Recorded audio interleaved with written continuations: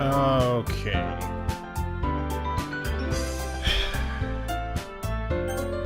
I really don't want to play this game. All it's gonna do is freak me out again for a few days. And actually might be longer this time. I probably won't forget it by Friday like I did this last week. I have the volume kind of low for myself, so I don't like freak out every time they do some weird bullshit. I mean, I'm still gonna freak out a little bit, but I'm not gonna freak out as hard as I'm used to. So I'm gonna. Okay, here we go. I hate it. I'm bored just waiting here, so I decided to go look for her. Oh yeah, that's right. Last time when we finished off, we were waiting for Yuri to go get a tea bullshit. So here we go. Let's see. The most logical place for Yuri to be would be the nearest water fountain. I start heading down the hallway. Ha! Ha! Ha! Ha! What's that noise? It's coming from around the corner. It sounds like breathing. Kia! A sharp inhale like someone is sucking the air through their teeth. Are they in pain? I reach around the corner and peer around it. Yuri?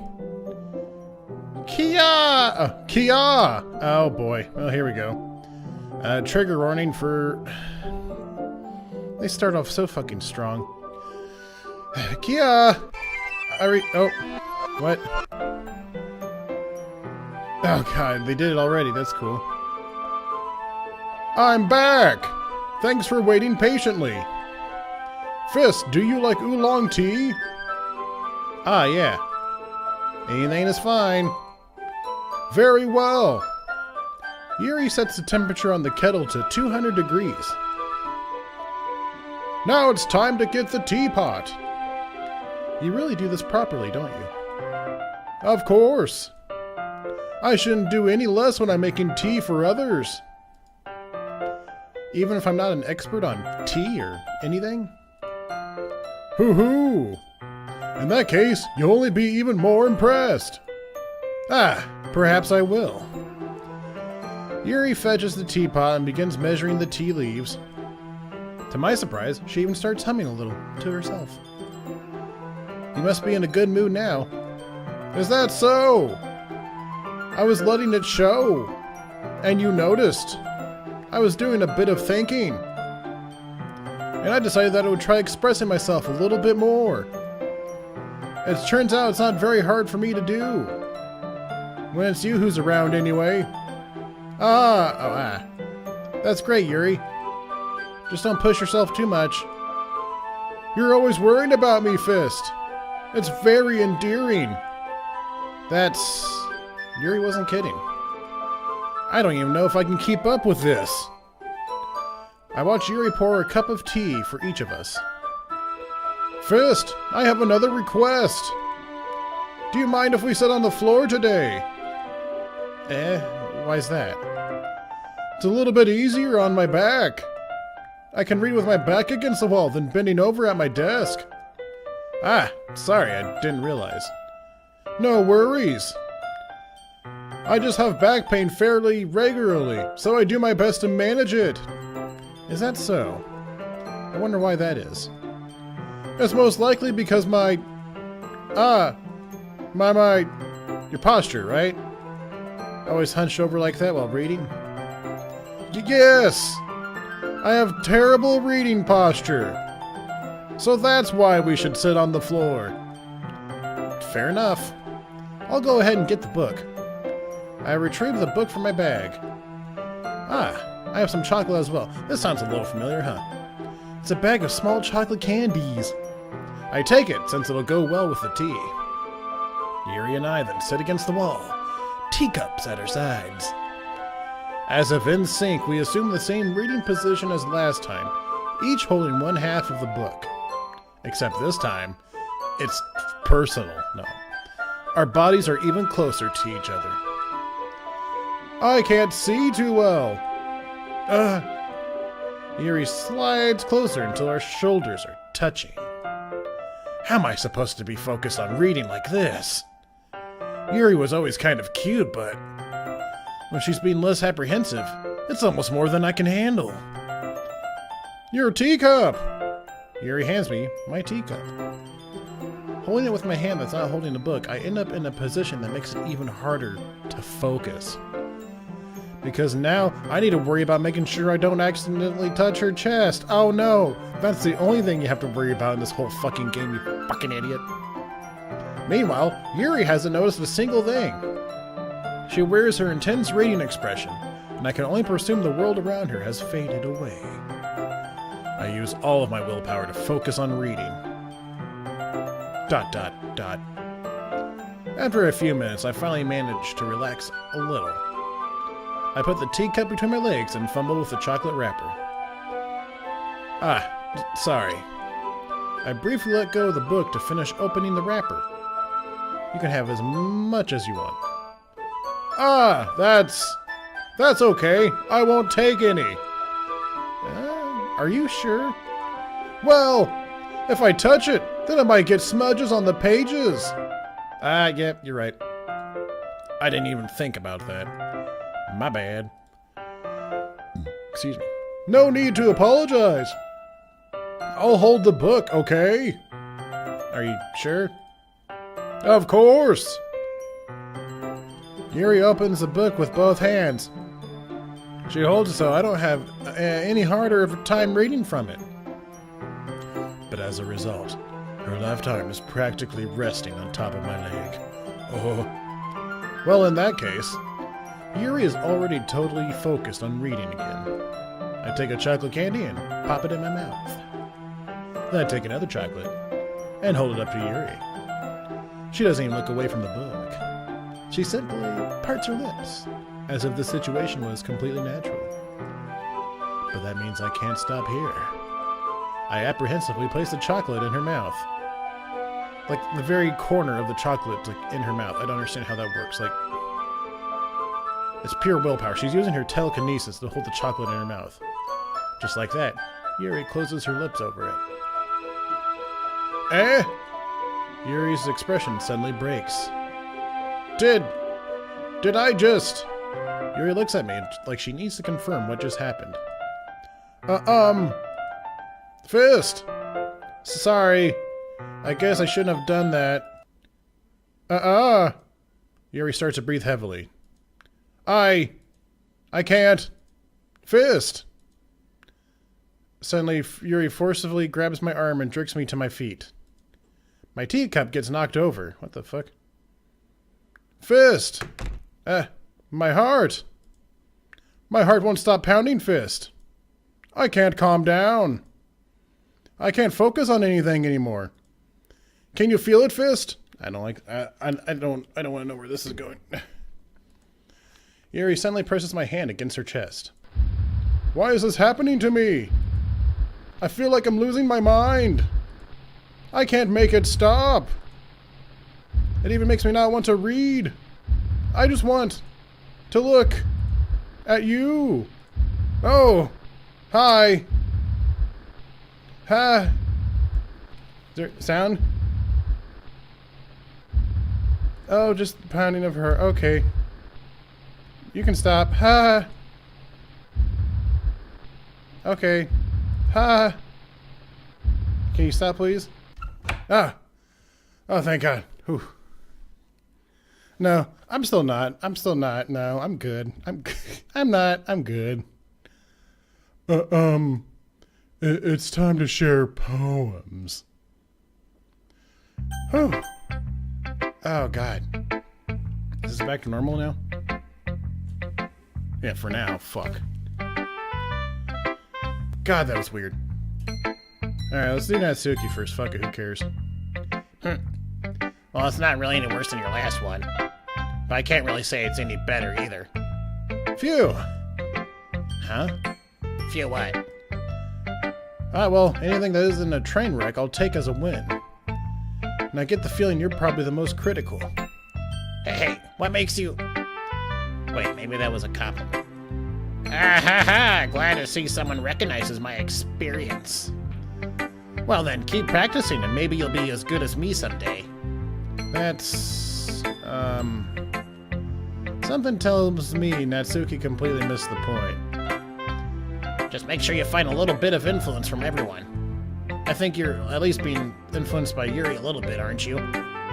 I mean, I know you've been, like, spending some time with her or whatever.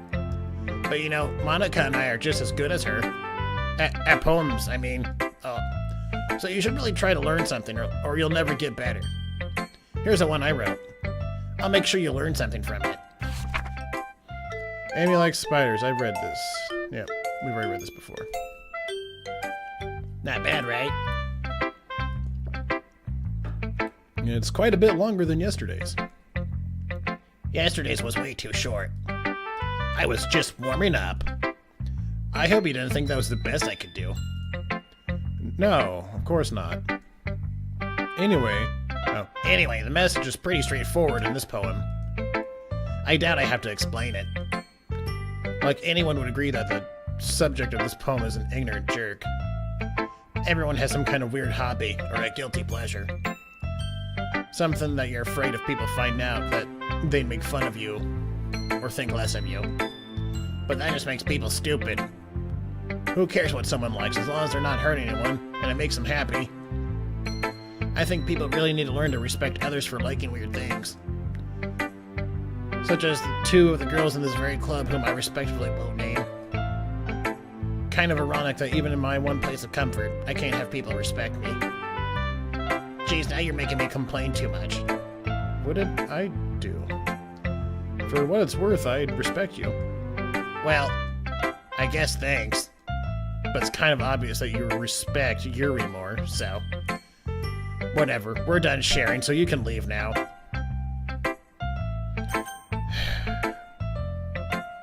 Here we go. I have been waiting for this. Let's see what you've written for today. ... Yuri stares at the poem with a surprised expression on her face. Do you like it? Fist! This one might even be better than yesterday's. How did you even pick up on this so quickly? Just yesterday I was telling you the kind of techniques worth practicing. Maybe that's why you did a good job at explaining. I really wanted to try giving it more imagery. Yuri visibly swallows. Even her hands appear sweaty. Knees weak. Mom's spaghetti. That makes me so happy! It's so amazing to feel like I'm valued, Fist. Everything that you write is a treasure to me. My heart pounds just holding it. Oh, you're gonna do this again? Ha ha ha ha! I want to write a poem about this feeling. Is that bad, Fist? I'm not being weird, right? I'm having a harder time than usual concealing my emotions. I'm kind of embarrassed. But right now, I just want you to read my poem too. Okay? Wheel. Okay. There's no... Okay. I can see where this is going. Alright. Let me get into my poem reading voice. Do the old Ethan Klein thing. Wheel. A rotating wheel. Turning an axle. Grinding. Bolt head. Linear gearbox. Falling sky. 7 holy stakes. A docked ship. A portal to another world. A thin rope tied to a thick rope. A torn harness. Oh, here. Gotta get that pop filter up here. Oh, boy. A torn harness. Parabolic gearbox. Expanding universe. Time controlled by slipping cogwheels. Existence of God. Swimming with open water in all directions. Excuse me. Drowning. A prayer written in blood. A prayer written in time-devouring snakes with human eyes. A thread connecting all living human eyes. A kaleidoscope of holy stakes. Exponential gearbox. A sky of exploding stars. God's disproving the existence of God. Is that? No, okay. A wheel rotating in 6 dimensions. 40 gears and a ticking clock. A clock that ticks 1 second for every rotation of the planet. A clock that ticks 40 times every time it ticks every second time. A bolthead of holy stakes tied to the existence of a docked ship to another world. A kaleidoscope of blood written in clocks. A time-devouring prayer connecting a sky of 40 gears and open human eyes in all directions. Breathing gearbox. Breathing bolthead. Breathing ship. Breathing portal. Breathing snakes. Breathing God. Breathing blood. Breathing holy stakes. Breathing human eyes. Breathing time. Breathing prayer. Breathing sky. Breathing wheel. All right. Okay. Oh. Ha ha ha ha. It doesn't really matter what it's about. Oh, okay. My mind has been a little hyperactive lately, so I had to take it out on your pen. Ah, that is... A pen fell out of your backpack yesterday, so I took it home for safekeeping, and I just really like the way that it writes. So I wrote this poem with it, and now you're touching it. Ha ha ha ha. I'm okay. What did I just... ... Can we pretend this conversation never happened? You can keep the poem, though. Oh, well, okay. Fist, I think you saw something earlier that you weren't supposed to see. I didn't want to have to tell you this, but I don't think I have a choice. It's getting kind of dangerous for you to spend so much time with Yuri. I don't know why, but she seems pretty easily excitable when she's around you. Which shouldn't be a problem in itself. But when Yuri gets too excited, she finds a place to hide and starts cutting herself with a pocket knife. Isn't that kind of messed up? Yeah, a little bit. She even brings a different one to school every day, like she has a collection or something. I mean, it's definitely not because she's depressed or anything like that. I think she just gets some kind of high from it. It might even be like a sexual thing. But the point is, you've kind of been enabling her. I'm not saying it's your fault, though. But I guess that's why I had to explain it all to you. So, I think if you keep your distance, that would probably be best for her. While you're at it, don't be shy to spend a little more time with me. To put it lightly, I at least have it together in the head, and I know how to treat my club members. But anyway, you want to read my poem now? I like the way this one turned out, so I hope you do too.